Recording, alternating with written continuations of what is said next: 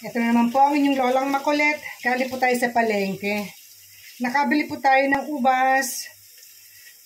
2 kilo. Ang binayaran lang po namin is 150 pesos. 2 kilong ubas na po. Ayan, hinuhugasan ko siya. Hindi ho porket tapos na ang COVID, hindi na ho natin huhugasan ang ating mga kinakain. Mag-iingat pa rin po tayo kahit hindi na masyadong mahigpit ngayon ng COVID. Hindi natin alam na maaaring bumalik ang COVID, kaya lagi po tayong maging malinis, especially sa mga pagkain na ating hinahawakan at kakainin. Hugasang mabuti.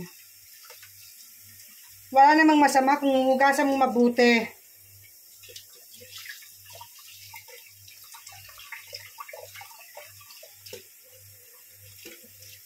O, diba? Ganyan lang naman. Napakasimple. Hugasang mabuti ang mga prutas na binili dahil hindi natin nalalaman kung sino-sino ang mga humahawak. Lalo pahahawakan nila siyempre ng mga kamay nila. Hindi nyo alam kung yung kamay nila kung saan na humawak bago hahawak sa prutas. Yung prutas bibilihin mo. Ngayon kung di mo huhugasan, anong malay mo kung anong nando doon, di ba?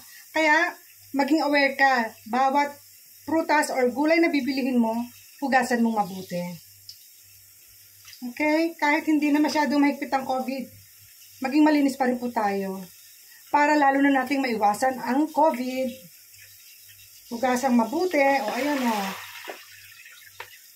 Ganyan lang, di ba? Napakasimple. Mapaprutas o mapagulay, huhugasan yung mabuti. Thanks for watching, guys. O, ayan ang ubas na natin nabili. 2 kilo po yan. Di ba ang mura niya? Thanks for watching. Ciao. Peace.